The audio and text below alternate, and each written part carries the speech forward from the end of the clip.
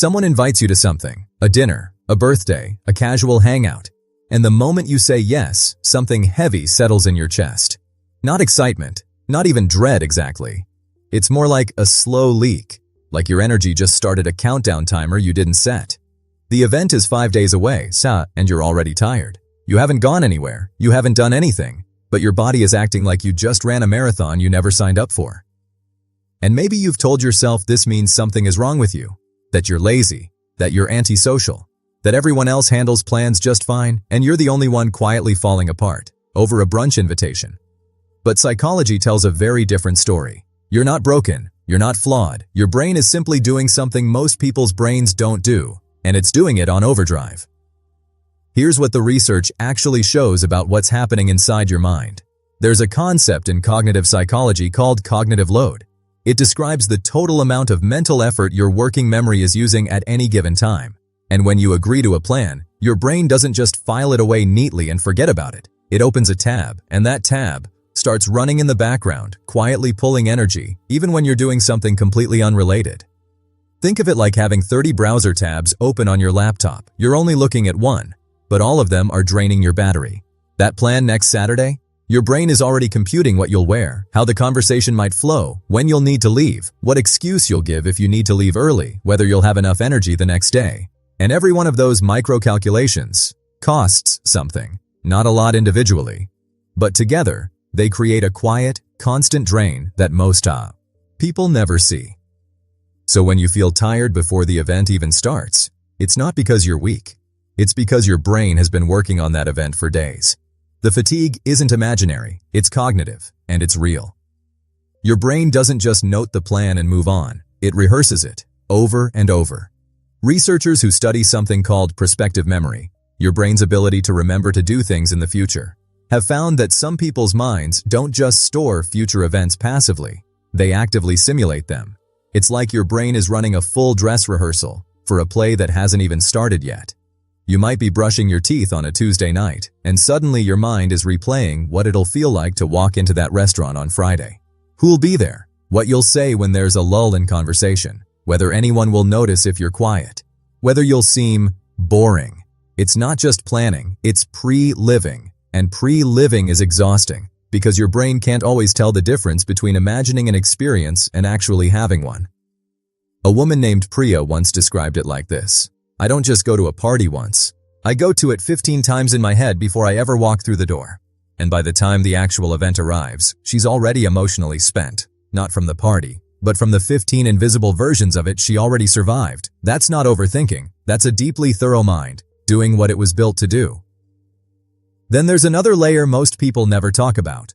Psychologist Elaine Aron identified a trait called sensory processing sensitivity, found in roughly 15 to 20% of the population. People with this trait don't just think about upcoming events, they feel them in advance. Their nervous system starts forecasting the sensory environment, how loud it'll be, how bright, how crowded, how much small talk they'll need to endure. And it begins responding to those predictions as if they're already happening. It's like your brain has a volume knob. And while most people's knobs sit comfortably at a 4 or 5, yours is already at 7 before you've even left the house. The music at the restaurant, the overlapping conversations, the fluorescent lighting in the venue. Your brain isn't just aware of these things, it's pre-processing them, allocating resources to handle stimuli that haven't arrived yet. And here's the part that matters. This isn't a flaw. It's actually a sign of deep perceptiveness. The same wiring that makes social plans feel heavy is the same wiring that lets you notice the shift in someone's voice or pick up on tension in a room that nobody else catches. Your sensitivity isn't a burden you carry, it's a lens you see through, and it happens to be an unusually detailed one. And here's where it gets complicated, because the exhaustion isn't even the hardest part. The hardest part is the guilt. You feel exhausted, and then you feel guilty for feeling exhausted. You cancel, and then you feel ashamed for canceling. There's a psychological framework called self-discrepancy theory, developed by psychologist Tori Higgins, that explains this perfectly.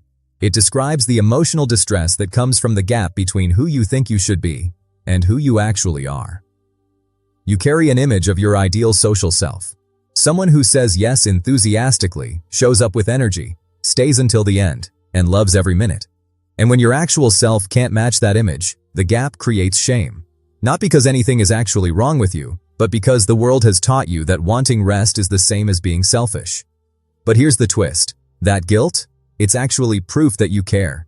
People who don't care about their relationships don't feel bad about stepping back. You feel guilty precisely because those people and those connections matter to you.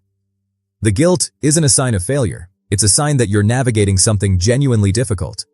The tension between loving people and needing space, and you're doing it with more self-awareness than you give yourself credit for. There's a concept in psychology that frames this beautifully. It's called optimal arousal theory, the idea that every person has a different threshold for how much stimulation they can handle before it stops being enjoyable and starts being overwhelming. For some people, that threshold is high. They need noise, crowds, and activity to feel alive. For others, the threshold is lower, not because they're less capable, but because their system processes everything more deeply. Think of it like an energy budget. You wake up each day with a certain amount in the account. Some brains spend freely and recharge quickly. Your brain? It spends carefully because it knows every interaction, every sensory experience, every social performance costs something. And when a plan is coming up, your internal accountant starts running the numbers days in advance. Can I afford this? What will I have left afterward? Will I need a recovery day?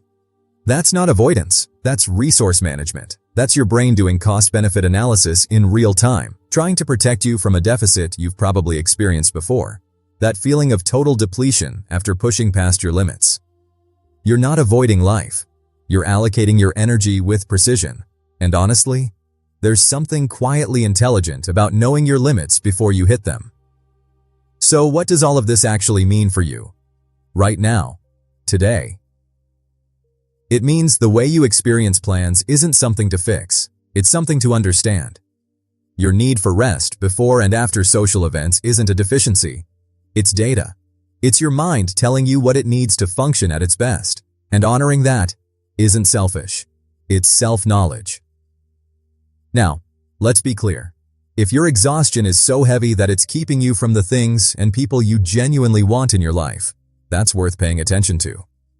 There's a difference between protecting your energies and withdrawing from everything. And sometimes that line gets blurry. If it does, talking to a professional isn't a sign of weakness. It's one of the bravest forms of self-care there is. But for most of you listening right now, you don't need fixing. You need permission. Permission to say, I need a quiet night, without writing a 3-paragraph apology.